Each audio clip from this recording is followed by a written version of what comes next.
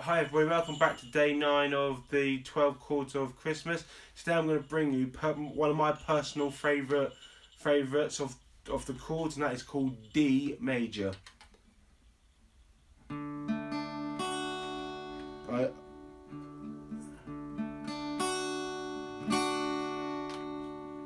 You put your index finger on the G string, your middle finger on the 2nd fret, the middle finger on the high E, and your ring finger on the B string, and then you strum from the 4th string up, which is the D string.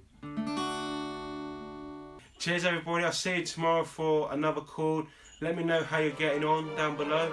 Cheers everyone.